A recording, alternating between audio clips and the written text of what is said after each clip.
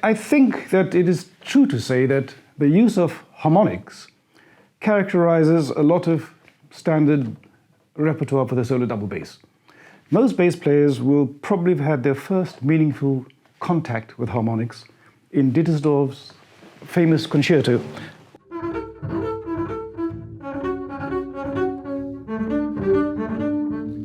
The fanfares from the second concerto.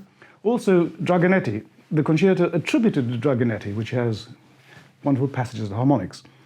And then, of course, Bottesini. Everybody knows all the famous harmonic passages, you know, Sonnambula, for example. Again. But I'd like to introduce you to a composer that you might not have encountered. And if you have encountered that composer, you might only know one of his pieces. Now, that composer was Franz Joseph Kuyper, K-E-Y-P-E-R. He was a Danish classical era composer, and he lived from 1756 to 1815. And most of his music is in the Royal Danish Library. He was a virtuoso bass player and also composer.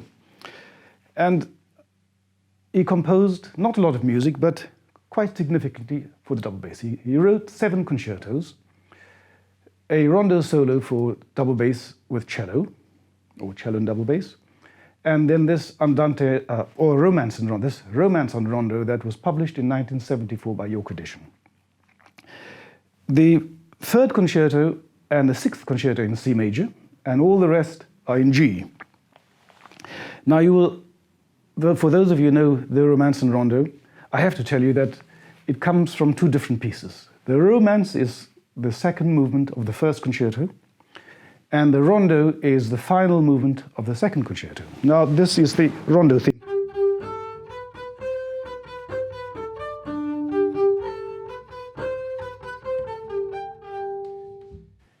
And it's a beautiful rondo, extended rondo. Also, what you need to know is that the final movement of the 5th concerto is, again, based upon the tune that you will know from the Rondo solo for cello and double bass. And it is this one.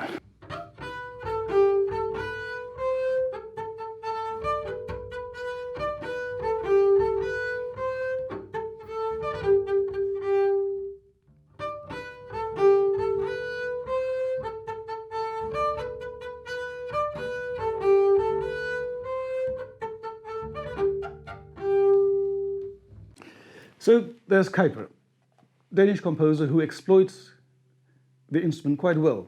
And the thing that you also have to know about Kuyper is that, unlike all the virtuosi in the classical period, he did not employ Viennese tuning. He played on a double bass tuned in fourths. And that's quite exceptional for the time. But the passage work fits the instrument so well, and he exploits the harmonics in an incredible way. So the Rondo of the from the Romance and Rondo is from the Concerto No. 2, and the Rondo solo for cello and double bass is the final movement of Concerto No. 5. So I want to talk to you about harmonics, how to play harmonics successfully. Everybody loves harmonics, and I was no exception. As a young person, when I first discovered this beautiful sound, I think a critic called it like 1,000 caged nightingales when Bottesini used harmonics. But there's a particular way to make it work. There are basic ingredients in playing harmonics successfully. The very first is the accurate placement of the fingers of the left hand. So, to make sure that you're right in the middle of every note. And the second point is that the contact with the string has to be absolutely firm. And you can only ever successfully use one finger at a time. So the first thing is correct placement of the fingers. The second is good contact, and one finger at a time only. And then the other ingredients pertain to the right hand.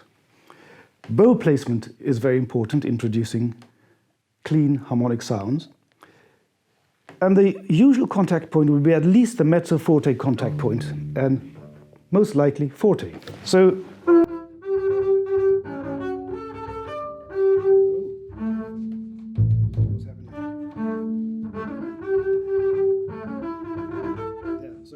at least a forte contact point.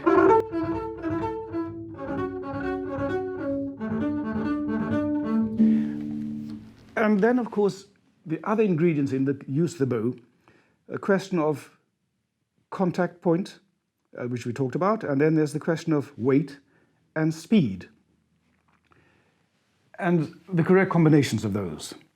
And then, of course, there's the question of bow distribution, and also the question of the kind of bow stroke that one uses. So, in essence, for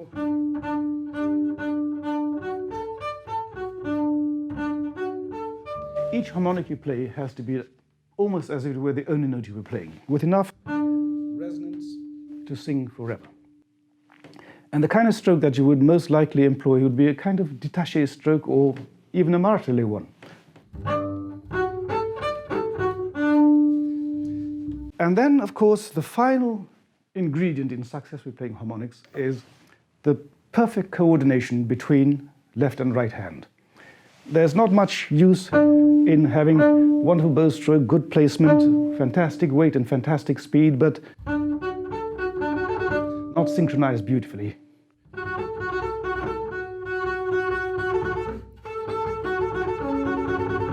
So,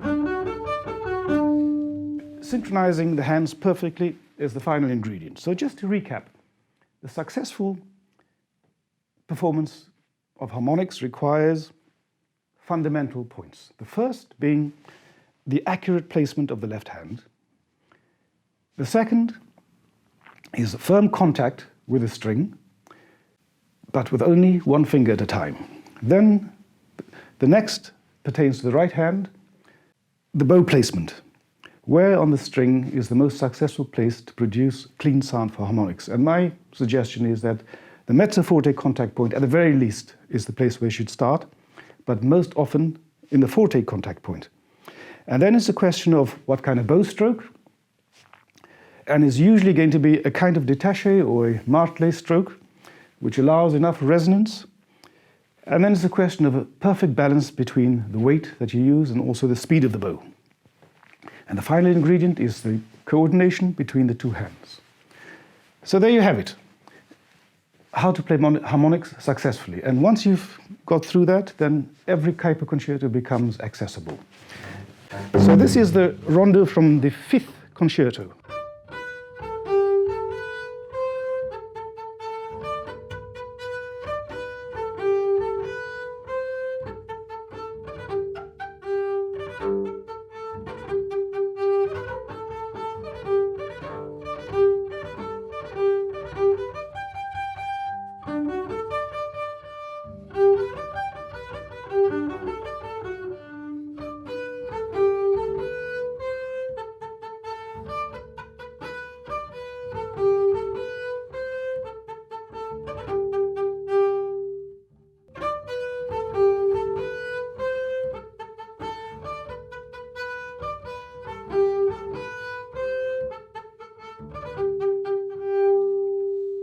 And the second concerto, Rondo, is this one.